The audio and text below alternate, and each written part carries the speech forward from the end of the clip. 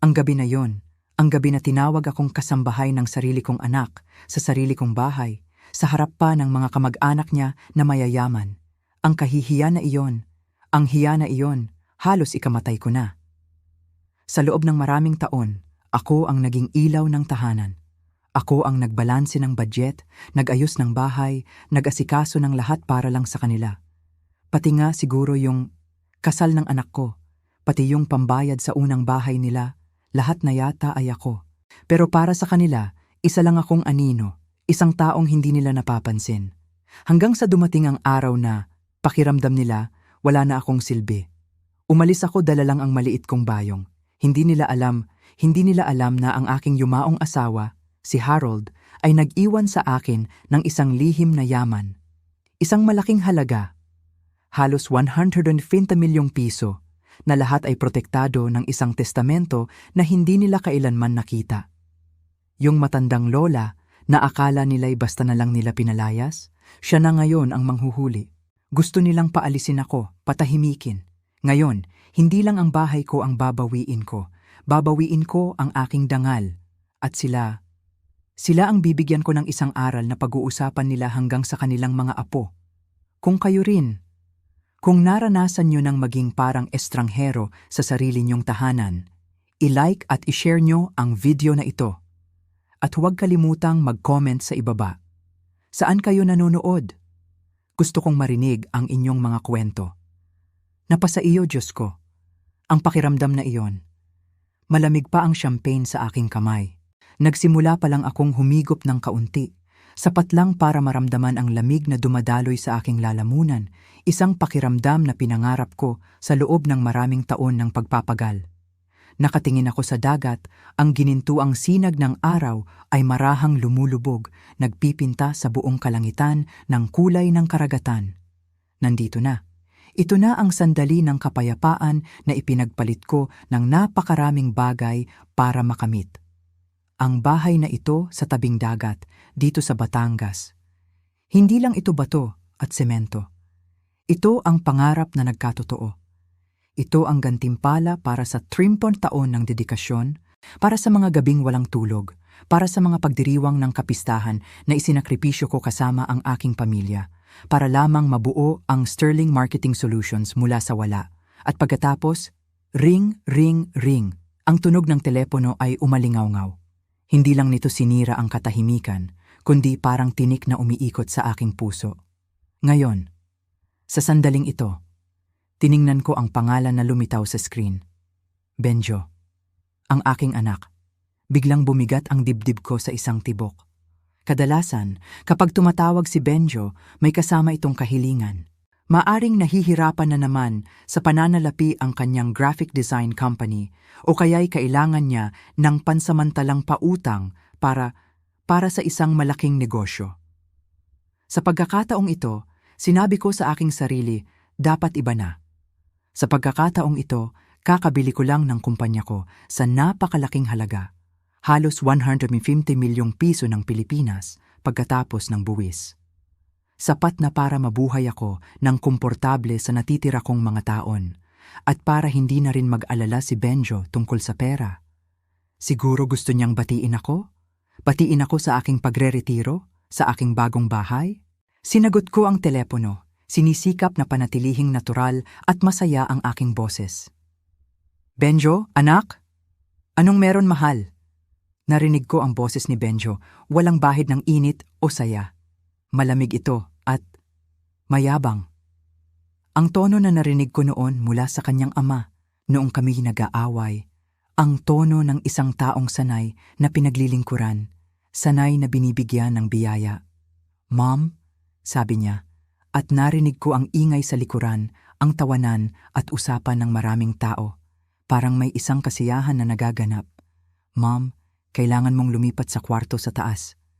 Napatulala ako. Ano? Lumipat sa kwarto sa taas? Benjo, anong pinagsasabi mo? Basta lumipat ka na lang sa kwarto sa taas, ma. Pupunta kasi ang buong pamilya ni Mika bukas. Pati mga magulang ni Mika, si Ate Rika at ang pamilya niya, pati si Kuya Kiko at ang girlfriend niya. 11 tao lahat sila, ma. Magbabakasyon sila dito ng 2 linggo. Ako? Tumawa ako, isang tuyong tawa, walang bahid ng kasiyahan. Benjo, mahal kong anak, ito ang bahay ko, ako ang bumili nito, ako ang may-ari dito. Alam ko pong kayo ang may-ari, ma? Sagot ni Benjo, puno ng hamon ang kanyang boses. Pero bisita sila ng pamilya namin. Nakapag-book na kami ng ticket, inaasahan nila na sa master's bedroom sila tutuloy, sa kwarto niyo po. Saka, maganda rin naman po ang view sa kwarto sa taas. Okay na po kayo doon. Ang paraan ng kanyang pagsabi ng okay na po kayo doon. Parang isang basong malamig na tubig ang ibinuhos sa mukha ko. Parang ako na lang ang pangalawa, ang taong kailangang lumipat sa sarili kong tahanan. Ang kaswalidad, ang kaswal na kapalaluan sa sinabi ni Benjo, nagdulot sa akin ng kawalan ng masasabi.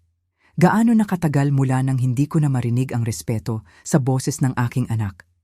Naalala ko. Ano ang mali kong nagawa? Pinag-aral ko siya ng maayos. Ginamit ko ang lahat ng aking lakas para itaguyod ang kanyang karera. 2 beses akong naglabas ng pera para sa kanyang restaurant na malapit ng malugi. Noong muntik nang bumagsak ang kanyang graphic design company, ako ang nag-apply para sa kanyang mortgage para sa bahay nila. Napakarami kong isinakripisyo para lang magkaroon ng mas magandang buhay ang aking anak. At ngayon, ganyan ang sinasabi niya sa akin? Benjo, sinubukan kong panatilihin ang aking boses na kalmado, ngunit naramdaman kong bumibilis ang aking paghinga. Binili ko ang bahay na ito para magpahinga, para ma-enjoy ang aking pagre-retiro. Hindi ako tagapamahala ng hotel para sa pamilya ng asawa mo. Biglang lumamig ang boses ni Benjo na parang boses ng kanyang ama noong kami naghihiwalay. Ang tono na palagi kong iniiwasan. Ma, sabi niya, ang boses ay puno ng kalkulasyon. Kayo po ay may malaking bahay na mag-isa. Iyan po ay masyadong makasarili. Kung ayaw niyo pong makipagtulungan, narinig ko po na may magandang retirement home sa may coastal highway. Ang babalang iyon. Nananatili itong nakabitin sa hangin, mabigat at nakakainis, parang usok mula sa nasusunog na bahay. Ang aking 35 taong gulang na anak. Ginagamit niya ang larawan ng isang matandang babae na nag-iisa at walang magawa para pilitin akong sumunod sa kanyang gusto. Gusto niyang magbigay ako ng pabor sa kanyang mga biyenan. Kung hindi, iiwanan niya ako? Humugot ako ng malalim na hininga.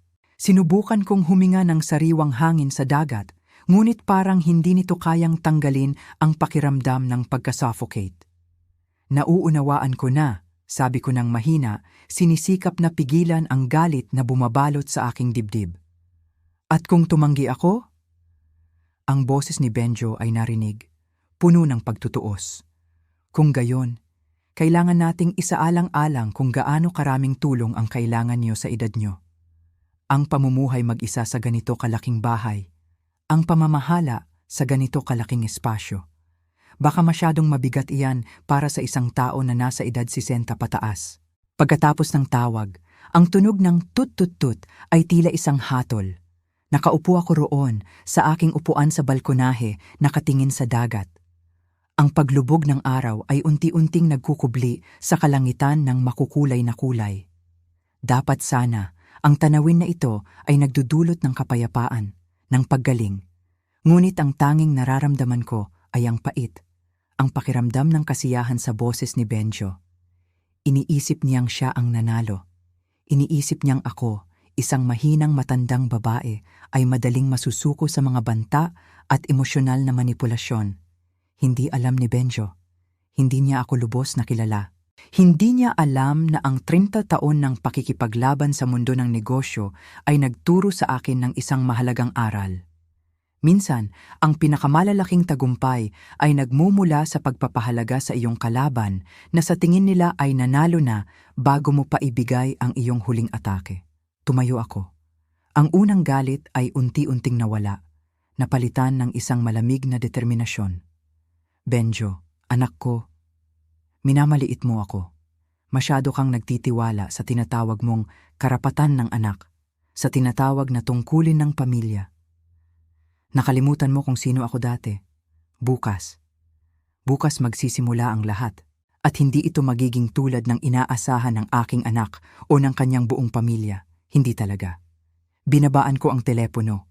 Ang katahimikan na bumalot sa akin pagkatapos ng tawag ni Benjo ay mas mabigat pa kaysa sa anumang ingay. Nakaupo pa rin ako sa balkonahe ng aking bagong bahay.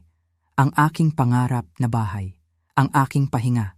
Pero ang kapayapaan na dapat sana ay nararamdaman ko ay napalitan ng lamig. Isang uri ng lamig na hindi galing sa hangin ng dagat. Yung sinabi niya, yung tungkol sa retirement home, nanginginig ang mga kamay ko. Hindi dahil sa takot, kundi dahil sa galit, sa pagkadismaya. Ang anak ko, ang sarili kong anak, ang nagbabanta sa akin na ilalagay sa retirement home dahil lang hindi ko ibibigay ang kwarto ko sa kanya para sa mga bisita niya, ang buong pamilya ng kanyang asawa. 11 tao. 11 tao na wala akong kinalaman sa kanila na bigla na lang ay gusto niyang ipatira sa aking tahanan, sa aking master's bedroom. Napaka-selfish. Ang salitang iyon. Makasarili. Siya ang nagsabi sa akin na makasarili ako. Siya na hiningi ang lahat. 2 beses ko nang iniligtas ang kanyang negosyo. Nagbigay ako ng pondo para sa kanyang pangarap na restaurant na hindi naman kumita. Nag-apply ako para sa kanyang mortgage noong muntik na siyang mawalan ng bahay. Lagi na lang ako ang nagbibigay. At ngayon gusto niyang itaboy ako sa sarili kong tahanan? Napatitig ako sa aking mga kamay. Ang mga kamay na ito, nagtrabaho ng walang tigil, nagpalaki ng anak na ito, nagtayo ng isang imperyo mula sa simula. At ngayon, ang mga kamay na ito ay nagdudulot sa akin ng sakit sa puso dahil sa anak kong hindi man lang makapagbigay ng kahit kaunting respeto. Isinara ko ang aking mga mata. Kailangan kong huminga, kailangan kong isipin ito ng mabuti. Ano ba talaga ang gusto ni Benjo? Hindi lang naman ang kwarto ko ang gusto niya, hindi ba? Ito ay tungkol sa kontrol, tungkol sa pera. Alam niya na mayroon akong malaking halaga na natanggap mula sa pagbebenta ng kumpanya. Alam niya na binili ko ang bahay na ito. At alam niya na ako ang may hawak ng lahat ng aking mga asset. Ang pagbanggit niya sa retirement home, iyon ang kanyang gustong mangyari. Gusto niyang isipin ko na wala akong kakayahan. Na ako ay isang matandang babae na nangangailangan ng tulong. Na ako ay mahina. At kapag naniwala ako roon, madali na akong makokontrol. Madali na niyang makuha ang gusto niya. Hindi mangyayari iyon. Nakita ko ang mga sasakyan nilang naghihintay sa driveway. Si Mika, ang kanyang asawa, ang mga magulang nito, ang mga kapatid nito. Naghihintay na ako'y umalis, na ako'y maging kasambahay sa sarili kong bahay.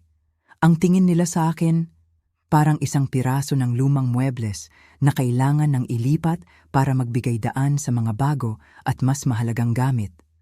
Walang utang na loob. Ang salitang iyon ay paulit-ulit na umiikot sa aking isipan. Paano nila nagawa ito? Paano nila nagawang tratuhin ang kanilang ina, biyenan ng ganito? Pero, ang pagiging galit ay hindi makakatulong. Ang pagmumukmok ay hindi rin makakatulong. Alam ko iyan. Sa 30 taon sa mundo ng negosyo, natutunan ko na ang pinakamahusay na paraan para harapin ang isang problema ay ang pagplano, ang pagiging tuso, ang paggamit ng bawat galaw nila laban sa kanila.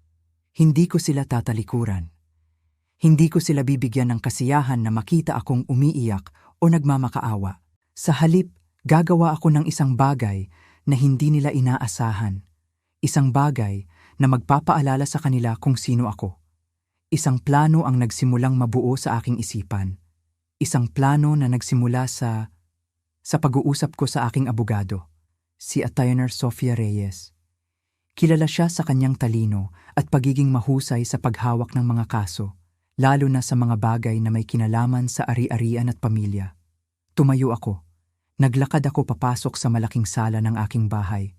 Ang sahig na marmol na bagong linis kahapon lamang ay nagpapakita ng mga maliliit na bakas ng paa. Hindi ko alam kung sino ang mga unang dumating, pero tiyak na marami pa ang darating. At lahat sila ay magbabayad sa ginawa nila, hindi sa pera, kundi sa paraang mas masakit pa. Kinuha ko ang aking cellphone, kailangan kong kumilos kaagad. Una, si Attorney Sofia Reyes. Kailangan kong malaman ang mga legal na hakbang na maaari kong gawin, kung paano ko mapoprotektahan ang aking ari-arian, kung paano ko mapapatunayan na hindi ako mahina, na kaya ko pa, na kaya ko pa. Sumunod si Ate Jose, ang aking accountant. Siya ang nakakaalam ng lahat ng detalye ng pagbili ko ng bahay na ito. Ang istruktura ng pagmamay-ari, ang mga papeles. Kailangan kong siguruhin na lahat ay nasa ayos, walang maling impormasyon. Baka sakaling may kailangan akong i-adjust. At panghuli, si Mike Reyes, ang pribadong investigador na nakilala ko noong mga komplikadong negosasyon ko noon. Siya ang pinakamahusay sa paghahanap ng impormasyon. Kung gusto ni Benjo na pag-usapan natin ang tungkol sa pagiging mahina ko at ang pagiging tanda ko, marahil kailangan niyang malaman na hindi siya ang nag-iisang may kakayahang mag-imbestiga. Kailangan kong malaman ang lahat tungkol sa kanila, kay Benjo, kay Mika, sa buong pamilya nito. Ano ang kanilang mga negosyo? Ano ang kanilang mga pinansyal na problema? Mayroon ba silang anumang lihim na itinatago? Ang plano ay nagsisimula ng mabuo. Hindi ito ang plano na gusto ni Benjo. Ito ang aking plano. Habang papalubog ang araw at nagsisimulang dumating ang unang batch ng mga sasakyan sa aking driveway, pinapanood ko sila mula sa bintana ng aking study room. Nakita ko ang pagmamadali nila, ang pagmamalaki sa kanilang mga kilos, ang pagiging komportable nila na parang sila na ang may-ari. Oo, sila ay komportable. Komportable na sila. Pero hindi magtatagal ang kanilang kasiyahan. Ang aking pangarap na tahanan ay hindi magiging palaruan para sa kanilang mga pansariling interes. Hindi ko hahayaang mangyari iyon. Ang aking pagre-retiro ay hindi magiging isang bangungot. Ito ang magiging simula ng isang bagong kabanata. Isang kabanata kung saan ako ang magdidikta ng mga patakaran. Naramdaman ko ang paglakas ng aking determinasyon. Hindi ako ang tipo ng babae na basta-basta susuko. Hindi pagkatapos ng lahat ng aking pinagdaanan. Binuksan ko ang aking laptop. Oras na para simulan ang trabaho. Ang tunay na trabaho. Hindi ko alam kung ano ang kanilang mga plano. Hindi ko alam kung gaano kalalim ang kanilang pagkahayop sa pera at kapangyarihan. Pero isang bagay ang sigurado ako. Handa na akong lumaban. At ang laban na ito, hindi lamang ito tungkol sa bahay. Ito ay tungkol sa aking dignidad, ang aking dangal. Maaga pa lang, mga bandang 7:00 ng umaga siguro, nagising na ako sa ingay sa labas. Mga tunog ng mga sasakyan na humihinto sa driveway, mga pinto na bumubukas at sumasara ng malakas. At syempre, ang mga boses nila, nakakabingi. Napabuntong hininga na lang ako. Alam ko na kung sino iyon. Si Benjo at ang kanyang tropa, ang buong pamilya ni Mika. Mula sa aking bintana sa itaas, pinanood ko sila. Para silang isang maliit na hukbo na dumarating, dala-dala ang kanilang mga maleta, mga cooler ng pagkain at ang kanilang pag-aakala na sila ang bida sa istoryang ito. Si Mika, syempre, ang pinakaaktibo. Tila isang general na nagdidirekta ng kanyang mga sundalo. Itinuturo kung saan papasok, kung saan ilalagay ang mga gamit. Ang kanyang ama at ina, sumunod lang na parang mga turista na nasasabik sa isang bagong destinasyon. Pareho silang nakasuot ng mga kaswal na damit na pangbakasyon, yung tipong sumisigaw ng, "Andito na kami, ihanda nyo na ang lahat." Pero ang pinaka nakapagtataka sa lahat, ang nakakagulat sa akin, ay ang kanilang kaswal na pagpasok. Walang pag-aalinlangan, walang pagtanaw sa bahay na parang nagtatanong kung dapat ba silang kumatok. Parang alam na alam nila kung saan sila pupunta. Parang sinabi na sa kanila na ang lugar na ito ay sa kanila na. Walang paggalang sa may-ari, walang paggalang sa espasyo. Sige, hayaan nyo na. Pinanood ko sila mula sa aking bintana habang sila'y nagkakagulo sa labas. Pagkatapos, parang nagising ako sa aking sarili. Nandito na sila. Kailangan ko nang harapin ito. Bumaba ako, nagsuot lang ng aking robe at dahan-dahang lumakad papunta sa sala. Gusto kong makita kung paano sila kikilos kapag nakaharap na nila ang totoong may-ari. At naroon sila. Si Mika, kasama ang kanyang ina, papasok sa aking master's bedroom. "Oh," sabi ni Mika, Napatigil nang makita ako, pero mabilis siyang nakabawi. "Ah, Elena," sabi ni Benjo, "lumipat ka na raw sa taas. Mabuti naman po. Ang master's bedroom kasi, pinakamaganda ang sikat ng araw sa umaga. At si nanay ko ay may arthritis, kaya kailangan niya ng kwarto sa ground floor." Hindi man lang sila nagpakilala. Hindi man lang ako tiningnan sa mata. Parang isang bagay na nakaharang lang sa daanan. Ang mga magulang niya, parang hindi ako nakita. Nagtuloy-tuloy lang sila papasok sa aking kwarto, dala ang kanilang mga maleta, parang nag-check-in sa isang resort na binayaran nila. Ang kapatid niyang si Rika, kasama ang kanyang asawa, ay inalalayan ng kanilang 2 teenager papunta sa mga kwarto sa pangalawang palapag. Si Kiko, ang isa pang kapatid, kasama ang kanyang girlfriend, ay inagaw na ang den na may sofa bed. Lahat ay parang sa kanila na. Naisip ko, anong gagawin ko? Magwawala at sisigaw? Hindi. Hindi iyon ang aking estilo. Hindi iyon ang naging dahilan kung bakit ako naging matagumpay. "Kape po sa kusina," sabi ko. Ang boses ko ay mahinahon, halos walang emosyon. "Kayo na pong bahala." "Oh, nagdala po kami ng sariling gamit," sabi ni Mika, habang binubuksan ang aking pantry at sinisimulang ayusin ang mga stocks ko na maayos kong inilagay. "May special diet po si nanay at ang mga bata ay picky eaters. Kailangan lang po namin ng espasyo sa refrigerator ninyo." Tinitingnan ko siya habang inilalagay niya ang mga groceries ko sa isang kahon na parang nag-aalis ng gamit ng isang empleyado. Ang kapal ng mukha. Nakakabilib. Halos. "Saan ko po dapat ilagay ang mga ito?" tanong ko habang hawak ang mga pagkain ko na inalis niya. "Okay na po sa ref sa garahe," sabi ni Benjo. "Mayroon po kayo doon." Siyempre. Si Benjo. Siguradong binigay niya ang lahat ng impormasyon tungkol sa aking bahay.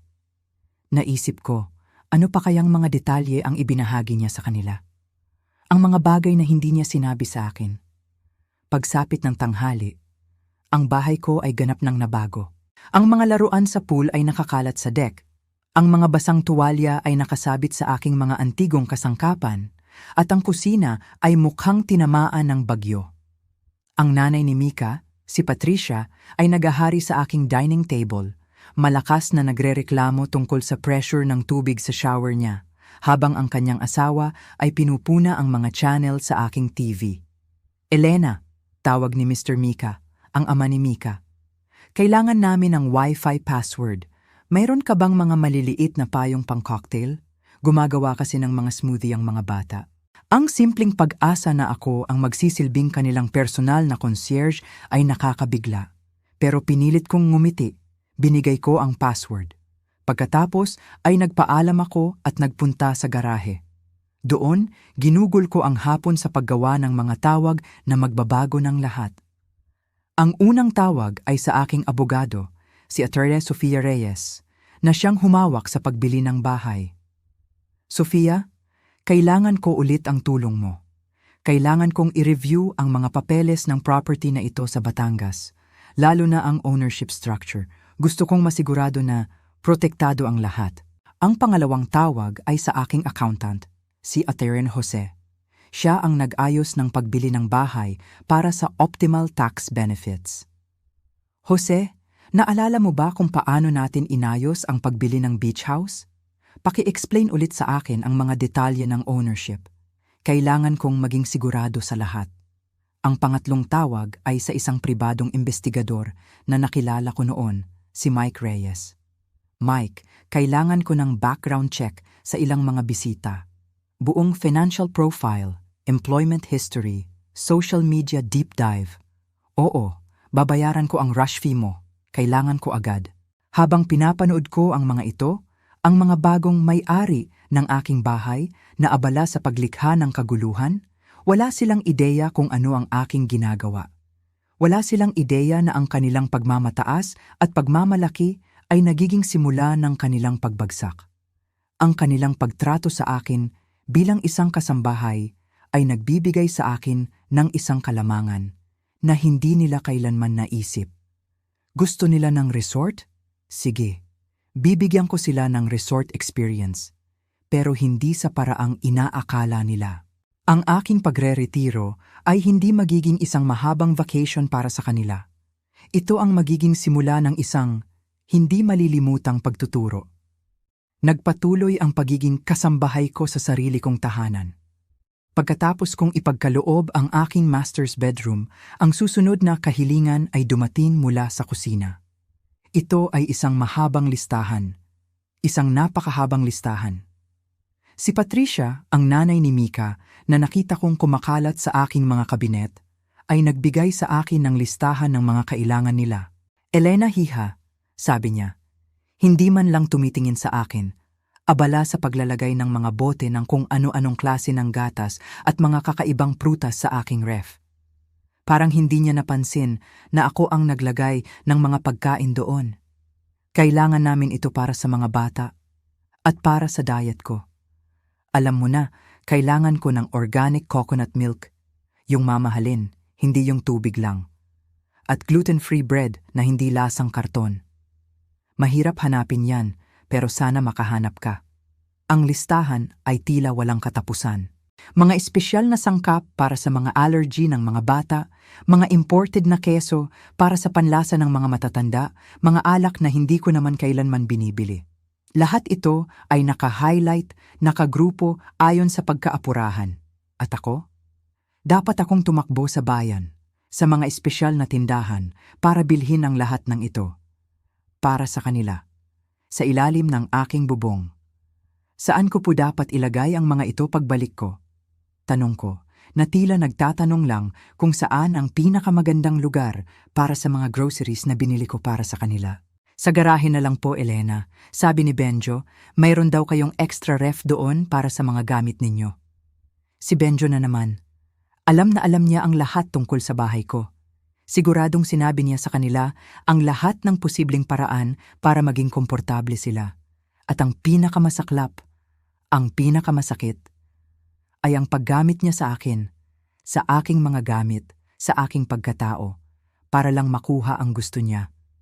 Habang nagmamaneho ako patungo sa bayan, hindi ko mapigilan ang pag-iisip. Nagmamaneho ako patungo sa mga mamahaling tindahan para bilhin ang mga kakaibang sangkap para sa mga taong ito na hindi man lang nagpakita ng kahit kaunting respeto.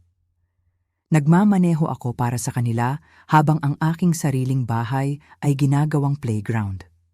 Pero, hindi lang ito basta pamimili. Ito rin ang aking pagkakataon. Ang aking pagkakataon na gumawa ng mga bagay na hindi nila alam. Ang aking pagkakataon na palakasin ang aking depensa. Una, ang hardware store. Bumili ako ng ilang mga bagay. Hindi ko muna sinabi kung para saan. Pero sigurado ako, magagamit ko ang mga ito. Mga gamit na magpapakita sa kanila na ang pagiging kasambahay ko ay may katapusan. Pagkatapos, pumunta ako sa lokal na telepono company. May kailangan akong ayusin sa aking linya. Kailangan kong siguraduhin na ang aking mga komunikasyon ay ligtas, na walang makakarinig sa mga plano ko, na ang mga tawag na gagawin ko ay mananatiling pribado, at ang pinakaimportante, ang aking bangko. Nagkaroon ako ng isang napaka-interesante na pag-uusap sa manager tungkol sa mga security features ng aking account. Gusto kong siguraduhin na ang aking pera, ang aking pinaghirapan, ay hindi basta-basta magagalaw ni Numan. Gusto kong malaman ang lahat ng posibleng paraan para maprotektahan ito. Nang makabalik ako dala ang mga pinamili, ang bahay ay mas naging resort pa. Si Kiko, ang isa pang kapatid ni Mika, ay inayos ang mga kasangkapan sa sala. Parang gusto niyang mas maganda ang anggulo ng TV para sa kanila. Ang mga anak ni Rika, ang mga teenager, ay natuklasan ang aking mga art supplies. Gumagawa sila ng mga masterpiece sa aking dining table. Ang aking mga personal na gamit, mga litrato ng aking pamilya, mga libro na mahalaga sa akin, maging ang antigong vase ng aking ina. Lahat ay nalipat sa mga closet. Tila ba para lang magbigay daan sa kanilang aesthetic. "Oh, mabuti at nandito ka na," sabi ni Mika, na hindi man lang tumulong sa pagbaba ng mga pinamili ko. Nagpaplano kami ng malaking barbecue para bukas ng gabi. Mga 30 katao, mga kaibigan ni Benjo, ilang lokal na nakilala namin, ilang business contacts.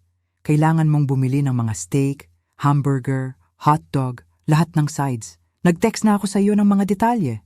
30 katao sa bahay ko nang walang pahintulot ko. Mukhang magiging malaking pagdiriwang yan, sabi ko. Ang tono ko ay kalmado pa rin, pero sa loob-loob ko, nagsisimula ng kumulo ang aking dugo. Magiging kahanga-hanga po iyon. Papasikat talaga tayo dito. Sabi ni Benjo, hindi ka raw masyadong mahilig mag-entertain noon, kaya magandang gamitin naman natin itong kusina para sa totoong paggamit. Habang sinasabi niya iyon, napansin kong inaalis na niya ang aking mga personal na gamit mula sa mga common areas.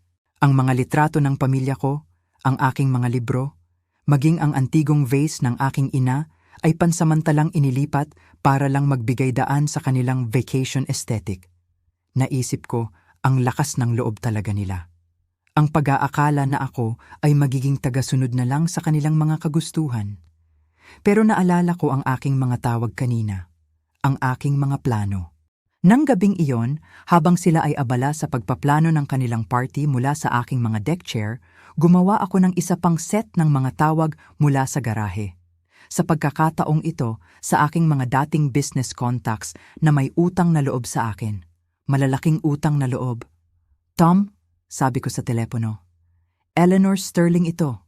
Oo, alam kong retired na ako, pero kailangan ko ng isang maliit na pabor. Gaano kabilis ang kaya ng catering company mo na mag-handle ng isang last-minute event? 30 katao bukas ng gabi. Huwag kang mag-alala sa pera, pero may kondisyon. Ang mga plano nila ay napakalaki. Ang plano ko ay mas malaki pa at mas detalyado. Habang sila ay naghahanda para sa kanilang malaking barbecue, ako naman ay naghahanda para sa kanilang pagtuturo. Ang kanilang kaswal na pagpasok sa aking buhay ay magkakaroon ng katapusan at hindi ito magiging maganda para sa kanila. Hindi nila alam kung ano ang kanilang pinasok. Hindi nila alam kung sino talaga ako. Habang sila'y naghahanda para sa kanilang malaking barbecue, ako naman ay naghahanda para sa kanilang pagtuturo. Nakaupo ako sa garahe, malayo sa kaguluhan sa loob ng bahay. Ang amoy ng mga bagong pintura na hindi pa natutuyo mula sa kanilang pag-aayos ay humahalo sa amoy ng alikabok at lumang mga gamit. Ang sarap sa pakiramdam, sa totoo lang, ang layo sa kaguluhan na ginagawa nila sa aking tahanan. Ito ang aking maliit na sanctuary kung saan maaari akong magplano ng tahimik. Sinimulan ko ang mga tawag na iyon. Ang unang tawag ay kay Mr. Thomas. Isang matagal ko nang kakilala mula sa negosyo. Siya ay nagpapatakbo ng isa sa mga pinakamahusay na catering service dito sa rehiyon. Kilala siya sa kanyang kalidad at sa kanyang pagiging tapat sa mga kliyente niya. Ngayon, kailangan ko ang kanyang pinakamahusay. At kailangan ko ito agad. Tinawagan ko ang kanyang opisina. Thomas, Eleanor Sterling ito, sabi ko.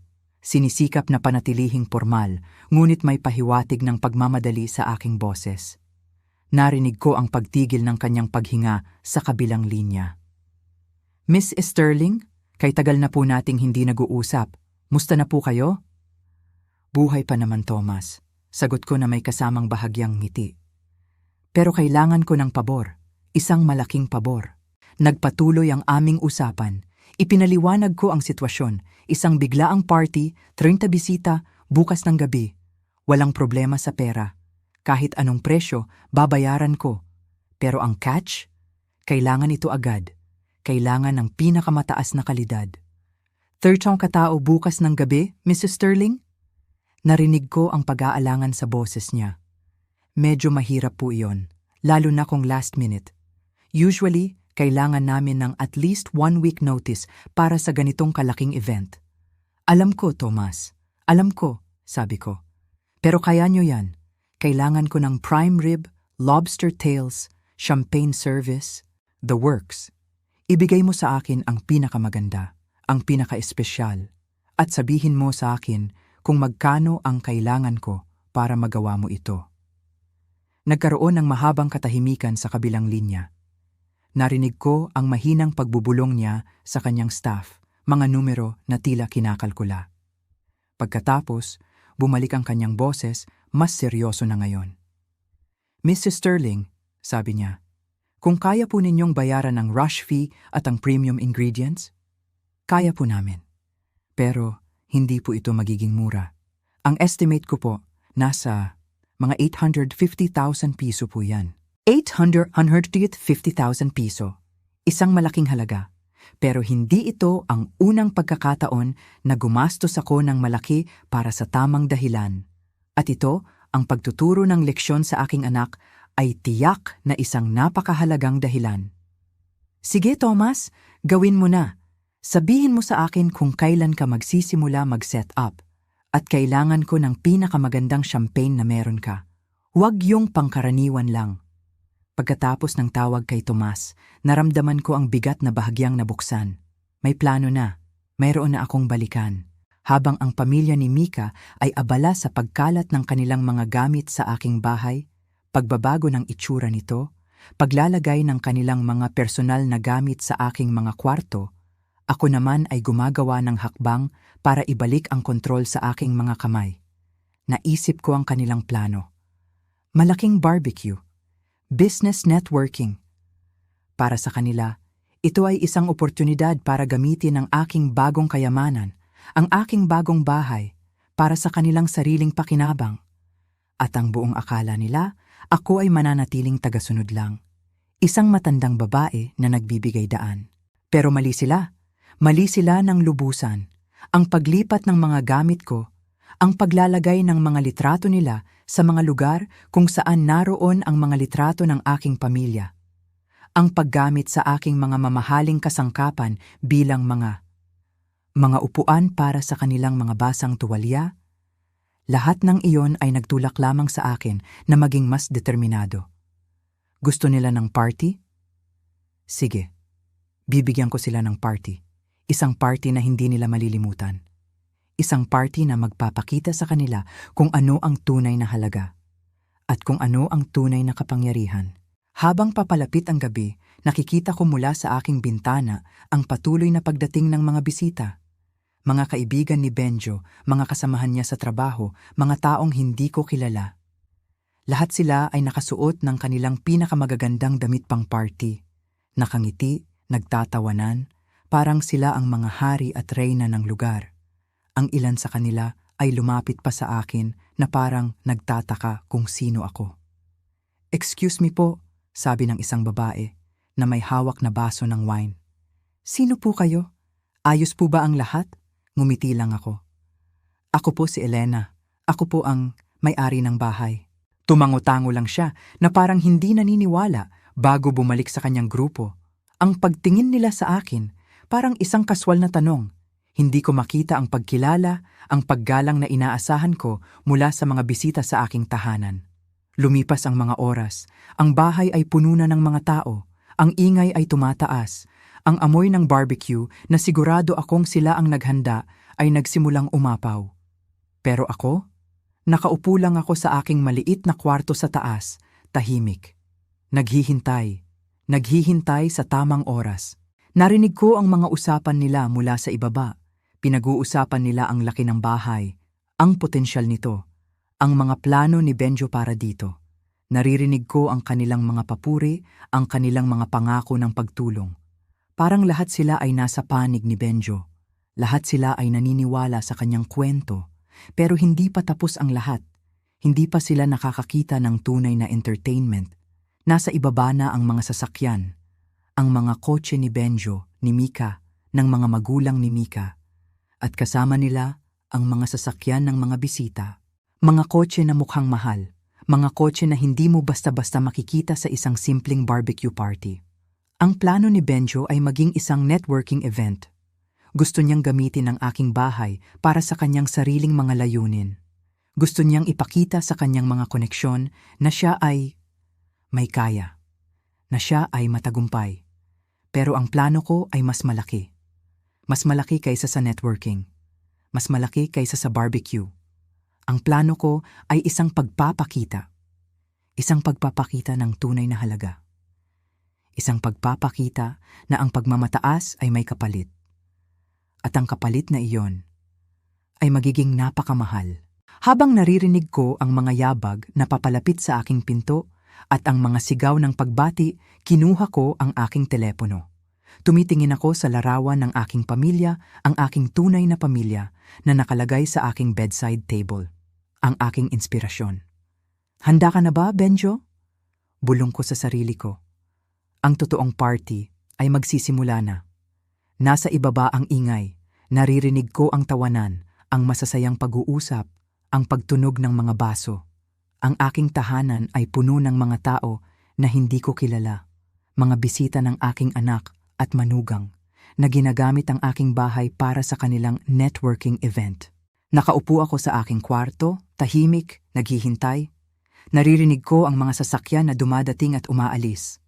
Mga sasakyan na mukhang mahal, mga BMW, Mercedes, Range Rover, mga sasakyan ng mga mahahalagang tao na iniimbitahan ni Benjo. Ipinagmamalaki niya ang kanyang bagong pag-aari, ang aking pagre-retiro sa lahat ng kanyang mga koneksyon. Nakikita ko sila mula sa aking bintana.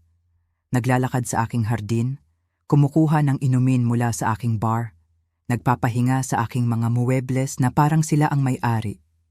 Si Mika, ang aking manugang, ay naglabas ng lahat ng kanyang decorations. Itinawag niya itong beach house chic na nangangahulugang pagkalat ng mga kurtina ng aking lola bilang mga throw pillow, pagtatago ng aking mga award plaques dahil masyadong corporate, at paglalagay ng aking mga personal na litrato sa closet para hindi makagulo sa aesthetic. Ang huling insulto ay nang makita ko si Benjo na nagtuturo sa bahay sa isang bisita. Tinatawag itong family property at sinasabi na siya na ang namamahala dahil tumatanda na raw ako. Tumatawa ako sa aking sarili. Tumatanda na. Sa edad na 64, hindi ako tumatanda. Ako ay nagiging mas matalino, mas handa. Nagbihis ako. Pinili ko ang aking paboritong itim na damit. Isang damit na nagsilbi sa akin ng maayos sa maraming masamang corporate takeovers. Kung maghahatid ka ng nakakawasak na balita, kailangan mong magmukhang kaakit-akit. Nang ang party ay nasa kasagsagan na, bumaba ako, dahan-dahan lang, para mapansin nila ang aking pagdating. Elena! Ang boses ni Patricia, ang nanay ni Mika, ay narinig sa gitna ng maraming tao. May kasama itong tono na para lang sa mga matatandang kamag-anak na nakakainis. Nandyan ka na pala, mahal. Pwede mo bang tingnan ang mga appetizer? Parang nauubusan na tayo. Siyempre, kahit sa sarili kong party, inaasahan pa rin akong maging tagapagsilbi sa kusina. Pero imbes na pumunta sa kusina, naglakad ako papunta sa gitna ng deck. Tiningnan ko ang mga tao, ang lahat ng mga bisita na hindi ko kilala, na tinuruan na ako'y kasama lang sa bahay. Tumingala ako at sa pamamagitan ng loudspeaker na hindi nila alam na nandoon, nagsalita ako. "Excuse me po everyone," sabi ko. Ang boses ko ay malinaw at malakas, sapat para marinig ng lahat. "Maaari ko po bang makuha ang inyong atensyon sandali?" Dahan-dahan, ang mga usapan ay tumigil. Lahat ng mga mata ay napako sa akin.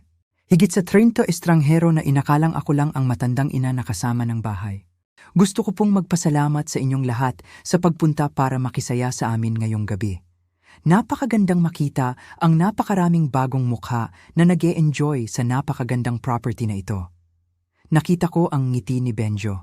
Kitang-kita na natutuwa siya na sa wakas ay niyayakap na rin ng kanyang ina ang papel nito bilang mabait na hostess sa kanyang networking event.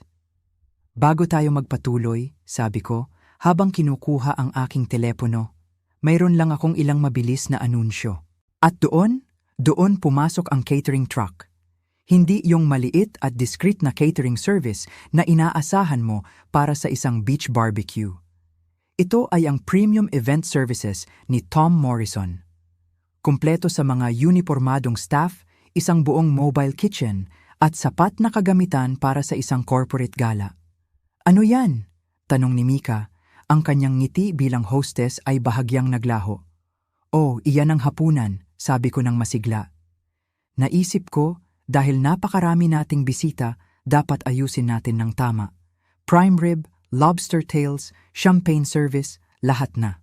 Ang ekspresyon ni Benjo ay nagbago mula sa pagiging masaya, patungo sa pagkalito, at pagkatapos ay sa pagkabalisa sa loob lamang ng 10 segundo.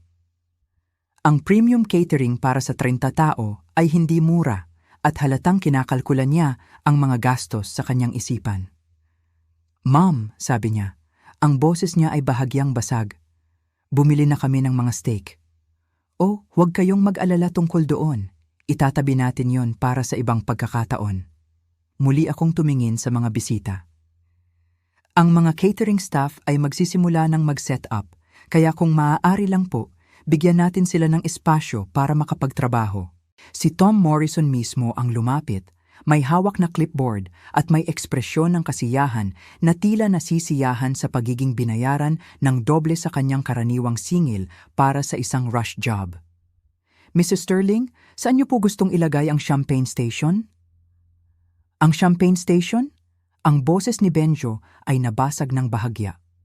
"Sa tabi ng pool, Tom," sabi ko. "At siguraduhing lahat ay makakakuha ng magandang klase. Dom Perignon, hindi yung house champagne lang." Naramdaman ko ang pagbabago sa enerhiya ng mga bisita. Mula sa isang kaswal na cookout, ito ay naging isang high-end dinner party na ang presyo ay maaaring ikumpara sa pinagsama-samang mortgage payments ng karamihan. Ang mga ito ay mga taong nakakakilala ng kalidad kapag nakikita nila ito, at ang Dom Perignon ay tiyak na hindi pangkaraniwang barbecue fare.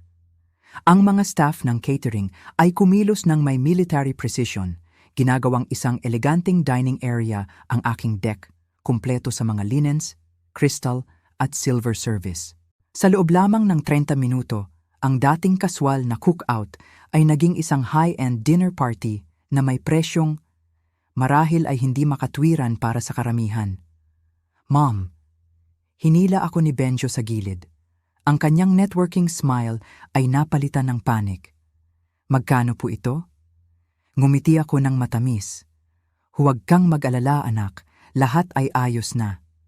Ang hindi ko lang sinabi sa kanya ay kung paano talaga ito naayos. Ang revelasyon na yon ay darating mamaya. Sa ngayon, kontento na ako na panoorin ang 30 estranghero na nag-e-enjoy sa isang $15,000 na dinner party, habang ang aking anak ay dahan-dahang napagtatanto na hindi siya kasing kontrolado ng sitwasyon gaya ng kanyang inaakala. Ang tunay na kasiyahan ay hindi lang sa pagganti, kundi sa pagpapahirap dito. Ang umaga pagkatapos ng party ay nagdala ng isang pagbabayad na halos kasing saya ng pag-inom ng champagne nang hindi nagkakahango. Natagpuan ko si Benjo at si Mika na nakadungko sa kanilang mga telepono sa aking hapagkainan. Nabalitaan ko ang kanilang desperadong pagtawag sa mga credit card company, ang kanilang pag-check ng mga balanse sa bangko habang napapalibutan ng mga labi ng nakaraang gabi's extravaganza.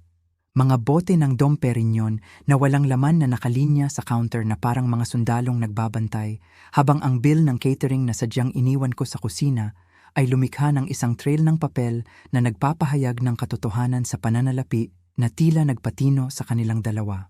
150,000 piso, bulong ni Mika, nakatingin sa invoice na parang ito ay biglang magiinit at magliliyab. Para sa isang hapunan lang. Si Benjo, sa kanyang pangatlong tawag sa kanyang bangko, ay sinusubukang ipaliwanag kung bakit kailangan niyang itaas ang kanyang credit limit ng eksaktong 150,000 piso. Ang mga pag-uusap ay hindi maganda. "Magandang umaga," sabi ko na may maliwanag ng ngiti habang nagsasalin ng kape mula sa mamahaling coffee machine na inagaw nila 3 araw na ang nakalilipas. "Kumusta ang pakiramdam ng lahat pagkatapos ng malaking party?" "Ma'am, kailangan nating mag-usap," sabi ni Benjo. Ang kanyang boses ay may kalidad ng isang tao na nanonood ng kanyang pinansyal na kinabukasan na lumulubog sa kanal, tungkol sa catering bill na iyan. "Oh, hindi ba't napakaganda nito?" sabi ko. Lahat ay humanga sa lobster. Talagang nagpakitang gilas si Mr. Thomas. "Hindi namin kayang bayaran ang 150,000 piso para sa isang hapunan, ma'am." Tinaas ko ang aking ulo, tinitingnan siya ng diretso sa mata. "Kakaiba iyan. Ang pagkakaalam ko kasi, ikaw ang namamahala sa lahat ng desisyon sa property na ito ngayon. Hindi ba ganoon ang sinabi mo sa lahat ng mga mabubuting tao kagabi? Nawala ang kulay sa kanyang mukha habang ang implikasyon ay lumubog.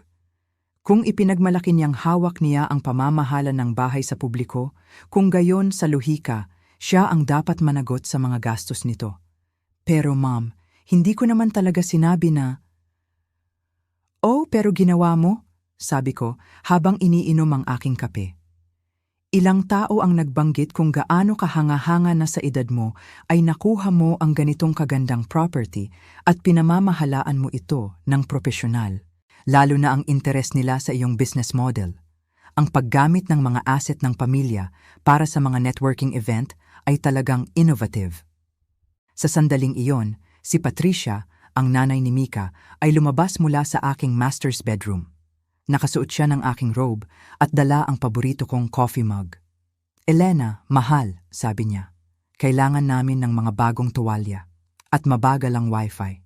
Pwede mo bang tawagan ang kung sino man tungkol doon?" Ang kaswal na pag-aakala na ako pa rin ang magsisilbi sa kanila ay nakakabigla kahit na pagkatapos ng 3 araw ng patuloy na mga halimbawa. Pero bago pa man ako makasagot, tumunog ang aking telepono. "Elena Sterling po ito," sabi ng isang babae sa linya.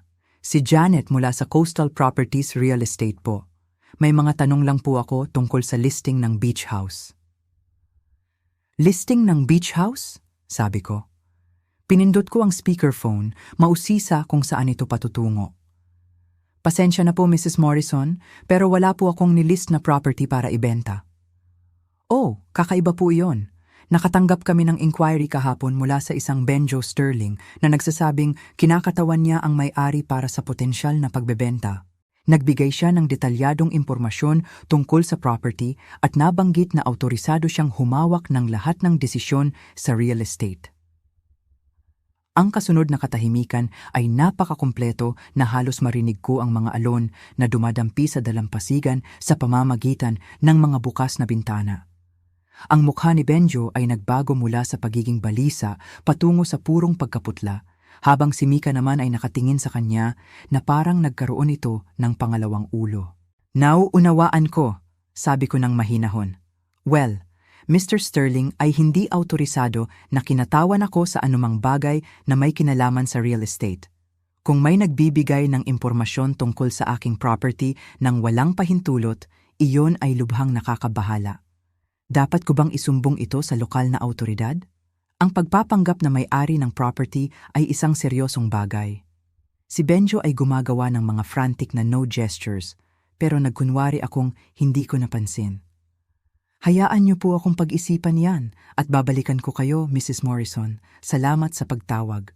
Pagkatapos kong ibaba ang telepono, ang katahimikan ay nagpatuloy hanggang si Patricia na walang kamalay-malay sa tensyon ay muling nagsalita. "Elena, tungkol sa mga tuwalya, umalis na kayo." Ang mga salita ay lumabas ng mahina ngunit kasing linaw ng kristal. "Ano po ang sabi ninyo?" sabi ko. Ang aking tinig ay halos hindi marinig. "Umalis na kayo, lahat kayo. Ayusin niyo ang mga gamit ninyo at umalis kayo sa bahay ko." Si Benjo ay nakahanap ng kanyang boses. "Ma'am, hindi ka pwedeng seryoso. Magkapamilya tayo." Ang pamilya ay hindi nagpapanggap sa isa't isa sa mga real estate agent. Ang pamilya ay hindi naghahagis ng 150,000 piso na party sa credit card ng iba.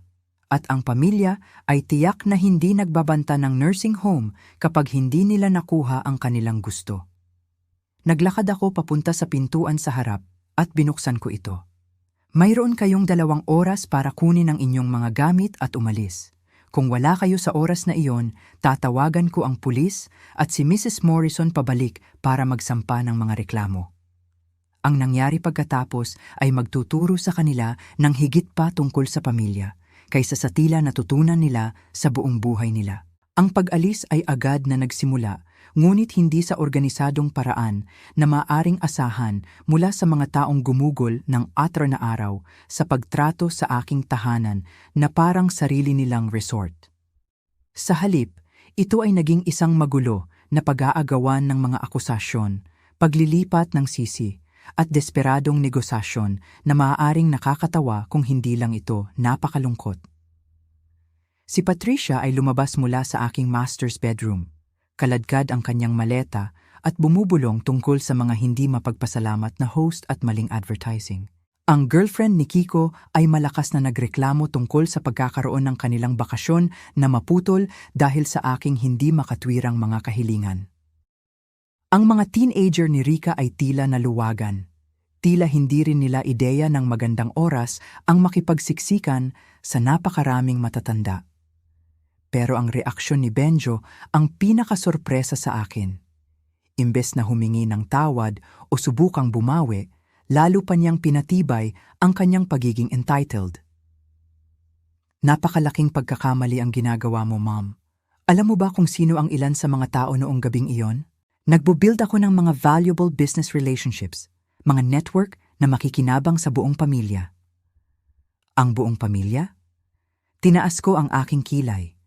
Ang ibig mong sabihin, ang pamilya na pinagbantaan mong ilalagay sa nursing home kung hindi ako susunod sa iyong mga utos?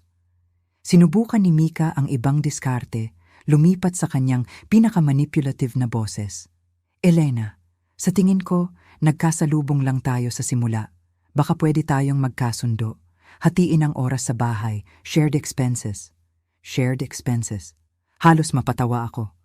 Gaya ng 150,000 piso na hindi mo kayang bayaran? O ang mga groceries na binili ko para sa special diets ng pamilya mo? O marahil ang mga utility bills na triple nang pumasok ang 11 tao? Doon naglaro si Benjo ng kung ano ang tiyak na iniisip niyang kanyang ace card. Fine, pero pagsisisihan mo ito. Iniisip mo bang kaya mong mabuhay sa malaking bahay na ito ng mag-isa? Sa edad mo? Ano ang mangyayari kapag nahulog ka? Kapag hindi mo na kaya ang upkeep, kakailanganin mo ang pamilya at hindi kami naroon. Ang banta ay nakabitin sa hangin tulad ng usok at nakikita ko ang kanyang pag-iisip na iniisip niyang nanalo na siya, na matagumpay niyang naitulak ako sa sulok gamit ang multo ng katandaan at pag-iisa. Ang hindi na pagtanto ni Benjo ay ibinigay niya sa akin ang perpektong pagkakataon upang maibigay ang piece de resistance. Alam mo, Benjo, tama ka. Hindi ko kayang pamahalaan ang bahay na ito ng mag-isa. Masyadong malaki ang responsibilidad para sa isang tao sa aking edad. Ang kanyang ekspresyon ay nagbago sa pagiging smug satisfaction. Kaya, pag-iisipan mo ulit. Iyon ang dahilan kung bakit ko ito ibinenta. Ang mga salita ay bumagsak na parang bomba sa biglaang katahimikan. Ang bibig ni Benjo ay bumagsak habang si Mika naman ay natigilan sa kalagitnaan ng pagtitiklop ng isang beach towel. Ano ang ibig mong sabihin? Ibinenta mo, demand ni Patricia. Naglakad ako papunta sa aking desk at kinuha ang isang folder na itinatago ko para sa sandaling ito. Ibig sabihin, ibinenta ko ito kahapon ng umaga bilang katunayan. All cash offer, mabilis na closing, napaka-convenient na timing. Pero hindi mo ito pwedeng ibenta. Dito kami titira. May mga plano kami. May mga plano kayo? Pagtatama ko ng marahan. Ang mga bagong may-ari ay magkakaroon ng possession sa susunod na linggo. Mga profesional na property managers mula sa Chicago. Mga kaibig-ibig na tao. Plano nilang iparenta ito sa mga pamilyang maingat na nasuri na ang background at pinahahalagahan ang kapayapaan at katahimikan. Siyempre, hindi ito ganap na totoo. Ang aktwal kong ginawa ay inilipat ko ang pagmamay-ari sa isang LLC na kontrolado ko, na may pamamahala na hinahawakan ng isang kumpanyang nag-specialize sa high-end vacation rentals. Pero ang epekto ay pareho. Si Benjo at ang kanyang entitled na pamilya ay hindi na welcome at wala silang magagawa tungkol dito. Hindi mo pwedeng gawin ito. Ang boses ni Benjo ay nabasag sa desperasyon. Ito ang tahanan ng ating pamilya. Hindi, Benjo. Ito ang aking retirement home. Ang bahay na sinabi mong masyado na akong matanda para pamahalaan ng mag-isa. Ang bahay na pinagbantaan mong babawiin mula sa akin kung hindi ako susunod sa iyong mga utos. Isinara ko ang folder na may satisfying snap. Pero tama ka sa isang bagay. Kailangan ko ng pamilya, mga taong maaasahan ko. Napagtanto ko lang na hindi kayo iyon. Ang huling 20 minuto ng kanilang pag-alis ay lumipas na parang isang blur ng mga slamming car doors at mga pabulong na banta tungkol sa mga abogado at katapatan ng pamilya. Pero habang nawala ang huling rental car sa aking driveway, may nangyaring interesante. Tumunog ang aking telepono. Mrs. Sterling, si David Chen po ito mula sa Outer Banks Property Management. Nais lang po naming kumpirmahin na ang Sterling Beach House ay handa na para sa mga unang bisita nito. Darating sila bukas para sa 2 linggong pamamalagi. Ang bayad ay natanggap na po ng buo. Ngumiti ako, nakatingin sa karagatan na akin nang mapapakinabangan muli. Oo, Mr. Chen. Handa na ang lahat. Sa tingin ko po ay mas pahahalagahan ng aming mga bisita ang lugar kaysa sa huling grupo. Pagkatapos ng lahat, ang pinakamagandang paghihiganti ay hindi lamang tagumpay, kundi tagumpay na kumikita. Pero ang kwentong ito ay malayo pa sa katapusan. Sa katunayan, ang tunay na mga sorpresa ay nagsisimula pa lang. Ang huling 20 minuto ng kanilang pag-alis ay lumipas na parang isang blur. Mga pinto na humahampas, mga pabulong na banta tungkol sa mga abogado at katapatan ng pamilya. Nang ang huling rental car ay nawala sa aking driveway, isang uri ng kapayapaan ang bumaba sa akin. Hindi lang dahil sa katahimikan na bumalik, kundi dahil sa kaalaman na nagawa ko ito. Nagawa kong ipagtanggol ang aking sarili. Ang pag-alis ay hindi naging organisado. Hindi tulad ng inaasahan mo mula sa mga taong nagtrato sa aking bahay na parang sarili nilang resort sa loob ng 4 na araw. Sa halip, ito ay naging isang magulo na pag-aagawa ng mga akusasyon, paglilipat ng sisi, at desperadong negosasyon na maaaring nakakatawa kung hindi lang ito nakakalungkot. Si Patricia, ang nanay ni Mika, ay lumabas mula sa aking master's bedroom, kaladkad ang kanyang maleta. Habang papalayo siya, nakarinig ako ng mga bulong niya tungkol sa mga hindi mapagpasalamat na host at maling advertising. Ang kanyang pagkabigo ay kitang-kita, ngunit ang kanyang pagiging entitled ay hindi nawala. Ang girlfriend ni Kiko ay maingay na nagrereklamo tungkol sa pagkakaroon ng kanilang bakasyon na maputol dahil sa aking hindi makatwirang mga kahilingan. Tila ang kanyang kahilingan na magkaroon ng sariling espasyo ay mas mahalaga kaysa sa kapayapaan ng may-ari ng bahay. Ang mga teenager ni Rika, sa kabilang banda, ay tila naluwagan. Marahil ay hindi rin nila ideya ng magandang bakasyon ang makipagsiksikan sa napakaraming matatanda sa isang espasyo na hindi naman talaga nila. Pero ang reaksyon ni Benjo, iyon ang pinaka nakakagulat. Imbes na humingi ng tawad o subukang bumawi, lalo pa niyang pinatibay ang kanyang pagiging entitled. Tila sa kanyang pananaw, siya pa rin ang biktima. Napakalaking pagkakamali ang ginagawa mo, Mom. Sabi niya, ang kanyang tinig ay puno ng galit at pagkadismaya. Alam mo ba kung sino ang ilan sa mga tao noong gabing yon? Nagbubuild ako ng mga valuable business relationships, mga network na makikinabang sa buong pamilya. Tinaas ko ang aking kilay. Ang buong pamilya? Tanong ko, ang aking tinig ay mapang-uyam. Ang ibig mong sabihin, ang pamilya na pinagbantaan mong ilalagay sa nursing home kung hindi ako susunod sa iyong mga utos? Sinubukan ni Mika ang ibang diskarte. Lumipat siya sa kanyang pinaka-manipulative na boses, ang boses na tila nagmamakaawa. Elena, sa tingin ko, nagkasalubong lang tayo sa simula. Baka pwede tayong magkasundo. Hatiin natin ang oras sa bahay, shared expenses. Shared expenses? Halos mapatawa ako sa narinig ko. Gaya ng 150,000 piso na hindi mo kayang bayaran? O ang mga groceries na binili ko para sa special diets ng pamilya mo? O marahil ang mga utility bills na triple nang pumasok ang 11 tao? Doon, naglaro si Benjo ng kung ano ang tiyak na iniisip niyang kanyang ace card. Ang kanyang huling sandata, ang kanyang pinakamalakas na banta. Fine, sabi niya. Ang kanyang tinig ay puno ng determinasyon, pero pagsisisihan mo ito. Iniisip mo bang kaya mong mabuhay sa malaking bahay na ito nang mag-isa? Sa edad mo, ano ang mangyayari kapag nahulog ka, kapag hindi mo na kaya ang upkeep? Kakailanganin mo ang pamilya at hindi kami naroon. Ang banta ay nakabitin sa hangin tulad ng usok mula sa isang apoy. Nakikita ko sa kanyang mukha ang kanyang pag-iisip, na iniisip niyang matagumpay niyang naitulak ako sa sulok gamit ang multo ng katandaan, pag-iisa at kawalan ng kakayahan. Pero ang hindi napagtanto ni Benjo ay ibinigay niya sa akin ang perpektong pagkakataon upang maibigay ang piece de resistance. Ang aking huling pahayag, "Alam mo, Benjo," sabi ko, na may isang ngiti na hindi umabot sa aking mga mata. "Tama ka. Hindi ko kayang pamahalaan ang bahay na ito ng mag-isa. Masyadong malaki ang responsibilidad para sa isang tao sa aking edad." Ang kanyang ekspresyon ay nagbago mula sa pagiging determinadong mang-antyam patungo sa pagiging smug satisfaction. Akala niya nanalo na siya. Akala niya nakuha na niya ang gusto niya. "Kaya pag-iisipan mo ulit," sabi niya. Ang kanyang tinig ay puno ng pag-asa. "Iyon ang dahilan kung bakit ko ito ibinenta," sabi ko. Ang mga salita ay bumagsak na parang bomba sa biglaang katahimikan. Ang bibig ni Benjo ay bumagsak na parang isang trapdoor na bumukas sa ilalim niya. Si Mika naman ay natigilan sa kalagitnaan ng pagtitiklop ng isang beach towel. Ang kanyang mga mata ay nanlalaki sa kawalan.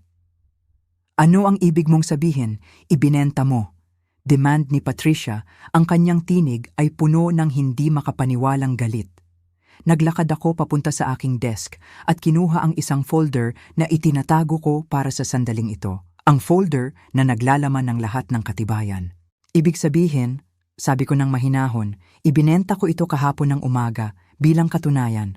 All cash offer, mabilis na closing, napaka-convenient na timing.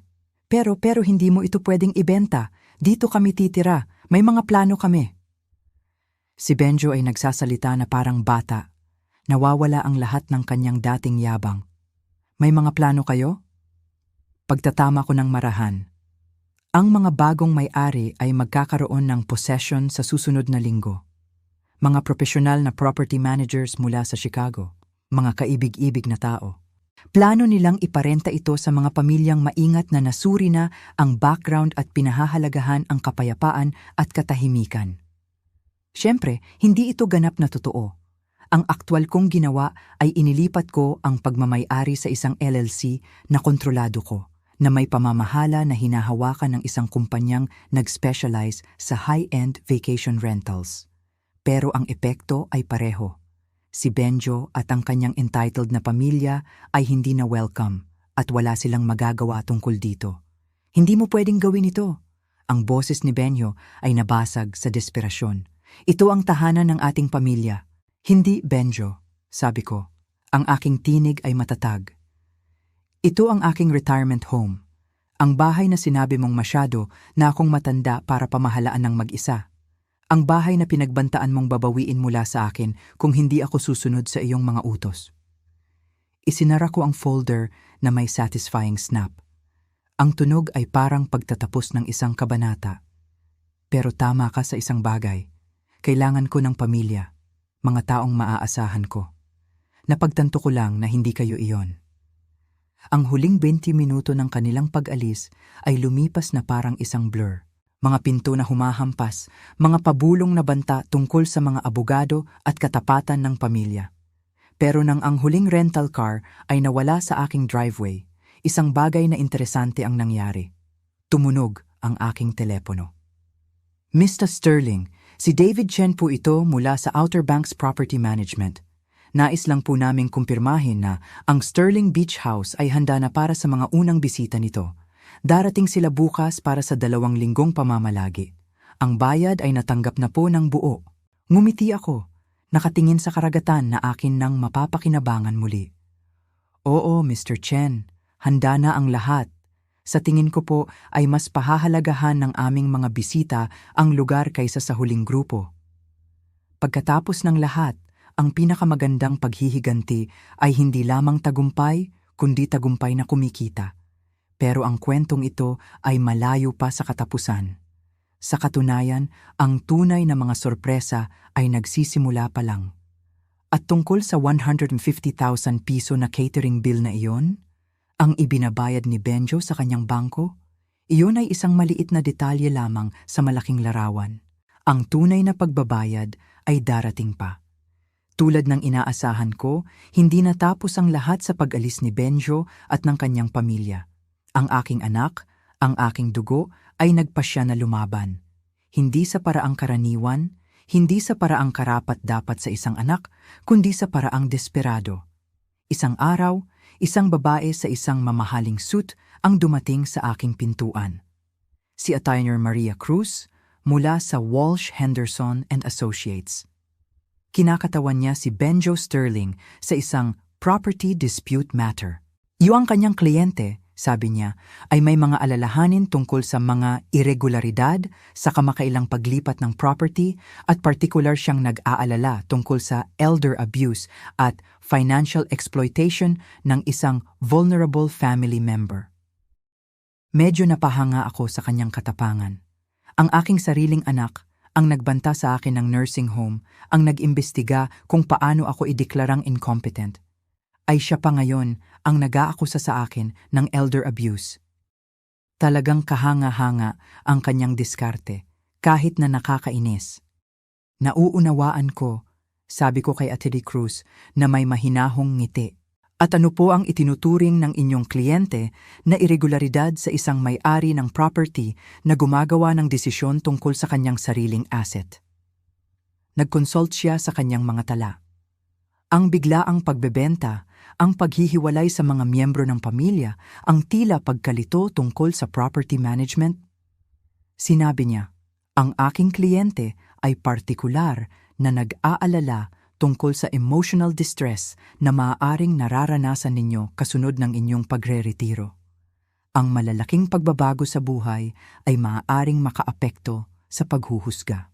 Emotional distress.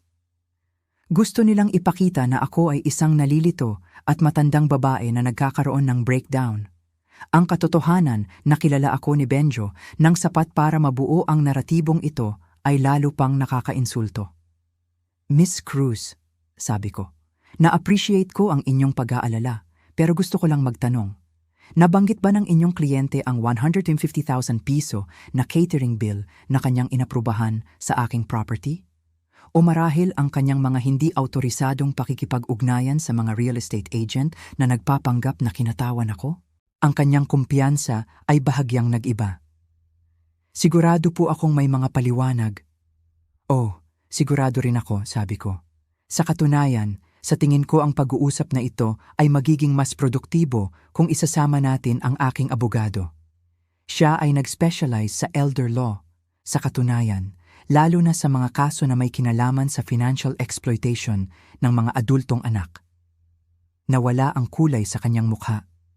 Sa mundo ng batas, ang elder financial abuse ay isang seryosong bagay. At ang mga ebidensya na iniwan ni Benjo ay marami. Credit card charges, mga testimonya mula sa catering company, mga recorded phone calls sa mga real estate agent. Madali itong magiging trabaho ng isang prosecutor. Marahil ay maaari tayong mag-ayos ng isang pagpupulong para pag-usapan itong mabuti. Marahil ay maaari, sabi ko. Makikipag-ugnayan ang opisina ni Sarah Chen para mag-schedule ng angkop na pagpupulong. Pagkatapos niyang umalis, tinawagan ko agad si Sarah. Elena, sabi niya, iniisip ko kung kailan ako maririnig mula sa iyo tungkol dito. Tumawag ang abogado ni Benjo kahapon, naghahanap ng impormasyon tungkol sa iyong mental capacity. Sabi ko sa kanya, sa 30 taon ng pagre-represent sa iyo, hindi ko pa naranasan na makakilala ng isang mas matalas na negosyante. Sinasubukan niya ang incompetence angle. Classic desperate move. Ang problema, mayroon kang dokumentasyon para sa lahat, mga saksi sa kanyang pag-uugali at isang paper trail na nagpapamukha sa kanya na sistematiko niyang inaalipin ka. Kung ipipilit niya ito, magiging backfire ito ng malaki. Pero habang ibinababa ko ang telepono, hindi ko maiwasang isipin na hindi bibitaw si Benjo ng madali. Masyado siyang nag-invest ng pride sa kanyang tangkang power play para umatras ng gracefully. Tama ang aking pag-aalala. Hindi ko alam kung gaano kalayo ang kanyang kahandaang pumunta. Ang unang senyales na nag-i-escalate si Benjo ay dumating 3 araw pagkatapos nang lumapit sa akin si Mrs. Patterson. na may malinaw na pagkabalisa sa kanyang mukha. Mrs. Sterling, sana po ay hindi ninyo ikagagalit, pero may mga nakakabahalang tawag po kaming natanggap. May isang binata pong dumating kahapon, nagpakilalang anak ninyo. Mukha po siyang galit at nagtatanong tungkol sa aming mga rental rates at booking schedule. Nanlamig ang aking dugo. Inaalam ni Benjo ang aking mga rental arrangement na nangangahulugang hinahanap niya ang mga anggulo para atakihin ang property transfer. Ano po ang sinabi ninyo sa kanya? Wala naman po, syempre. Mukhang hindi na aangkop na pag-usapan ang inyong negosyo sa isang taong hindi pa namin nakikilala, kamag-anak man o hindi. Pero mapilit po siya. Binanggit niya ang tungkol sa mga alalahanin sa kalusugan at ang inyong kakayahan na mamahala ng ganito kalaking property. Ang manipulasyon ay textbook Benjo. Maghasik ng pagdududa tungkol sa aking kakayahan sa aking mga nangungupahan, sa pag-asang i-report nila ang mga alalahanin sa property management company o sa lokal na autoridad. Ang diskarte ay matalino at lubos na nakakainis. Mrs. Patterson, pinahahalagahan ko ang inyong paghawak sa sitwasyon ng may diskresyon. Kung babalik siya, huwag po kayong mag-atubiling tumawag sa pulis. Wala akong ina-authorize na magtanong tungkol sa aking mga desisyon sa pamamahala ng property. Nang gabing iyon, nakatanggap ako ng tawag na nagpatibay sa aking pinakamasamang hinala. Mom, kailangan nating mag-usap. Ang boses ni Benjo ay may kasamang smugness na nagpapautay sa aking mga ngipin. Nag-research ako tungkol sa mga desisyon mo kamakailan tulad ng katotohanang nagpapatakbo ka ng unlicensed bed and breakfast sa isang residential property. Alam mo ba kung magkano ang mga zoning violation pa lang ang magagastos mo at ang mga liability issues kung may mangyari sa isa sa iyong mga tenant? Ang banta ay malinaw. Sumunod sa kanyang mga utos o harapin ang regulatory harassment na maaaring magsara ng aking rental operation at potensyal na magpahamak sa aking bahay. Interesante ang teorya mo. Interesante.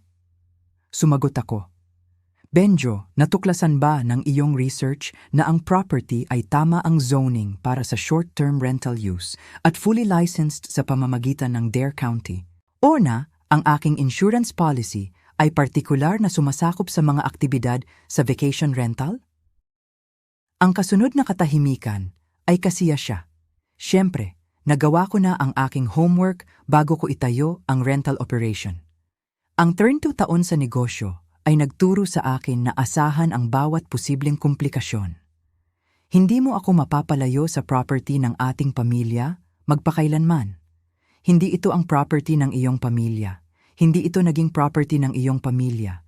Ito ang aking property na binili ko gamit ang aking pera at na maaari kong itapon kung paano ko nais. Makikita natin yan. Ang linya ay naputol, pero ang banta ay nanatili. Malinaw na si Benjo ay nagtatayo patungo sa isang bagay na mas malaki kaysa sa mga legal na hamon o mga reklamo sa zoning. 2 araw pagkatapos, natuklasan ko kung ano yon. Habang iniinom ko ang aking kape sa deck, isang van ang pumasok sa aking driveway. Ang logo sa gilid ay nagsasaad ng home care services at ang babaeng lumabas ay nakasuot ng scrubs at may hawak na clipboard na may mga opisyal na form. Mrs. Sterling, ako po si Janet Torres, isang social worker mula sa Adult Protective Services. Nakatanggap kami ng report ng posibleng self-neglect at posibleng exploitation ng mga caregiver. Kailangan kong magsagawa ng welfare check. Tinawagan ng aking anak ang Adult Protective Services laban sa akin. Inireport niya ang kanyang sariling ina bilang isang potensyal na inabusong matanda na nangangailangan ng interbensyon ng gobyerno. Ang purong kasamaan nito ay bumulaga sa akin. Siyempre, sabi ko ng mahinahon, bagaman nanginginig ang aking mga kamay sa galit. Pakiusap, pumasok kayo. Ipagpalagay ko na gusto ninyong makita ang kondisyon ng pamumuhay at makipag-usap sa akin ng pribado. Ang inspeksyon na sumunod ay masusi at propesyonal. Sinuri ni Janet ang aking refrigerator para sa sapat na pagkain, sinuri ang aking mga gamot para sa tamang pag-iimbak at dosing, tinasa ang aking personal na kalinisan at mental na estado, at sinuri ang aking mga financial arrangement upang matiyak na hindi ako inaapi. Ang natuklasan niya ay isang maayos na bahay, isang malinaw na competent na matandang babae, at mga dokumentasyon sa rental na nagpapakita ng matatag na business judgment sa halip na exploitation. Mrs. Sterling, kailangan kong magtanong tungkol sa taong nagsampa ng report na ito. Sinasabi nila na inihihiwalay ka ng mga caregiver at pinipilit kang gumawa ng mga desisyon sa pananalapi na hindi mo naiintindihan.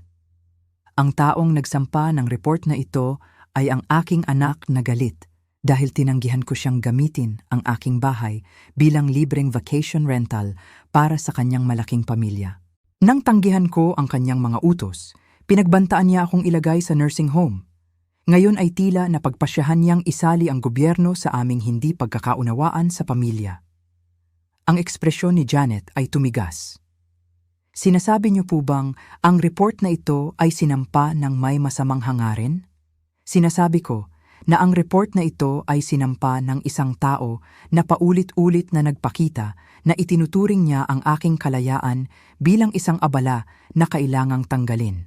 Pagkatapos umalis ni Janet na may mga garantiya na ang kaso ay isasara bilang hindi totoo, umupo ako sa aking deck. Pinapanood ang pamilya Patterson na nag-e-enjoy sa kanilang huling mga araw ng bakasyon at napagtanto ko, Benjo stared at the papers like they were a death sentence. In many ways, they were. My son's face cycled through denial, defiance, and finally, defeated acceptance. "Ano ang gusto mo?" he whispered. Sumandal ako, hinarap ang kanyang mga mata sa unang pagkakataon sa loob ng maraming buwan. "Gusto ko ang katotohanan, Benjo. Lahat ng iyon. Ang aking boses ay mahinahon ngunit matatag. Kailan mo sinimulang planuhin na kontrolin ang aking pananalapi? Kailan mo napagpasyahang mas mahalaga ako sa iyo na incapacitated kaysa independent? At higit sa lahat, minahal mo ba ako bilang isang ina o palagi lang ba akong naging isang retirement plan para sa iyo?" Ang katahimikan na sumunod ay magiging sanhi ng pagtukoy kung ang aking anak at ako ay mayroon pa bang relasyon na dapat iligtas. Nanginginig ang mga kamay ni Benjo habang inaabot niya ang baso ng tubig na inilagay ni Sarah sa harap niya. Nang sa wakas ay magsalita siya, ang kanyang boses ay halos hindi marinig tulad noong bata pa siya. "Nagsimula ito pagkatapos mamatay ni Dad," sabi niya. "Ang aking dating asawa si Harold ay pumanaw 3 taon na ang nakalilipas dahil sa biglaang atake sa puso. Iniiwan si Benjo bilang kanyang tanging lalaking modelo at marahil ilang baluktot na ideya tungkol sa responsibilidad ng pamilya. Lagi sinasabi ni Dad na masyado kang independent para sa sarili mong kapakanan, na ang mga babae sa edad mo ay nangangailangan ng gabay, ng istruktura. Nang mamatay siya, pinangako niya sa akin na alagaan kita kapag dumating ang panahon." Ang mga salita ay tumama na parang pisikal na hampas. Si Harold, ang aking controlling ex-husband, ay minamanipula ang aming anak mula sa kabilang buhay. Nang ibenta mo ang kumpanya sa ganoon kalaking pera, nagpanik ako. Akala ko gagawa ka ng mga stupidong desisyon na magagamit ka. Ang beach house ay tila nasasayang, napakalaking espasyo para sa isang tao. Kaya nagdesisyon akong magbigay ng gabay. Ang kanyang boses ay nabasag sa desperasyon, tulad ng sinabi ni Dad na dapat kong gawin. "Pero hindi ka nakinig. Kumilos ka na parang sinusubukan kitang nakawin sa halip na protektahan ka." Ang ekspresyon ni Sarah ay nanatiling profesional na neutral, pero nakikita ko ang pagkasuklam sa kanyang mga mata. Nakita na niya ang pattern na ito dati. Mga anak na nagkumbinsi sa kanilang sarili na ang exploitation ay proteksyon. "Benjo, kailan naging proteksyon ang pag-agaw sa bahay ko at pagbabanta sa akin ng mga nursing home? Noong hindi ka na naging makatwiran?" Ang maskara ay tuluyang nahulog, na nagpapakita ng entitled na galit sa ilalim. Mayroon kang malaking bahay na hindi mo kailangan, pera na hindi mo kayang gastusin, at sinasayang mo lang nakaupo doon ng mag-isa sa halip na makisama sa pamilya. Makisama sa pamilya o magbigay ng libreng tirahan sa bakasyon para sa iyong mga biyenan habang ginagamit mo ang aking property para sa business networking? Umungol siya, pero nagpatuloy. Lahat ng ginawa ko ay para sa pamilya. Ang mga koneksyon na ginagawa ko, ang mga business opportunities na makikinabang sa lahat sa kalaunan, kasama na ang bahagi kung saan nag-research ka tungkol sa pagpapadeklara sa akin na incompetent.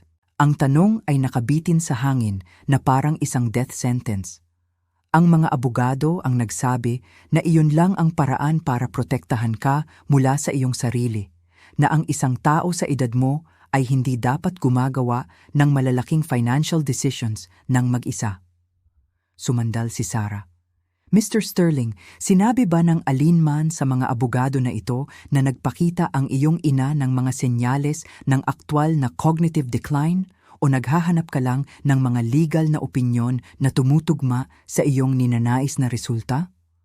Ang katahimikan ay sapat na sagot. Tumayo ako, biglang napagod sa buong nakakalungkot na palabas. Ito ang aking anak, ang anak na nagtrabaho ako ng 2 trabaho para suportahan na ang mga gasgas na tuhod ay nabalutan ko na ang mga kabiguan ay paulit-ulit kong pinunduhan. At siya ay nagpaplano na sirain ang aking kalayaan para sa kanyang sariling kapakinabangan habang kinukumbinsi ang sarili niya na ito ay para sa aking proteksyon. Sarah, ituloy mo ang lahat ng legal remedies. Gusto ko ng restraining orders. Gusto kong magsampa ng harassment charges. At gusto ko ng isang komprehensibong legal na harang sa pagitan ng taong ito at ng aking buhay. Ma'am, teka, hindi ka na ang aking anak, Benjo. Ang mga anak ay hindi nagre-research kung paano ipapadeklara na incompetent ang kanilang ina. Ang mga anak ay hindi nagbabanta ng mga nursing home kapag hindi nila nakuha ang kanilang gusto. Ang mga anak ay hindi tumatawag sa mga ahensya ng gobyerno para i-report ang kanilang sariling mga magulang bilang mga biktima ng pang-aabuso. Humarap ako sa kanya sa huling pagkakataon. Gusto mong malaman ang ironic part? Kung nagtanong ka lang na bisitahin ang beach house paminsan-minsan, sasabihin kong oo. Kung naging magalang ka, mapagpasalamat, mabait, ibabahagi ko sa iyo ang lahat sa kalaunan. Pero hindi ka nakapaghintay sa pagiging mapagbigay. Kailangan mong kumontrol. Nagsalubong ang kanyang mukha. Maaari akong magbago.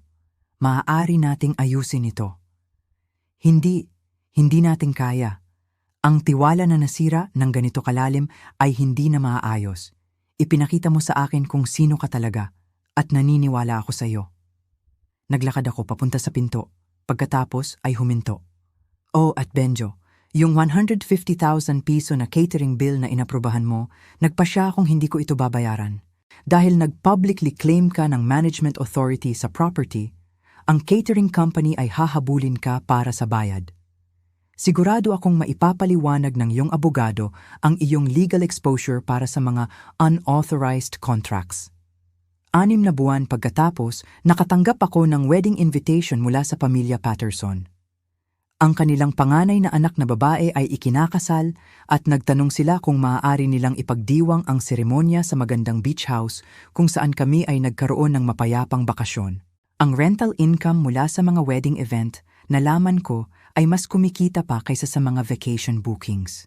Si Benjo ay nagpadala ng isang huling sulat sa pamamagitan ng kanyang abogado.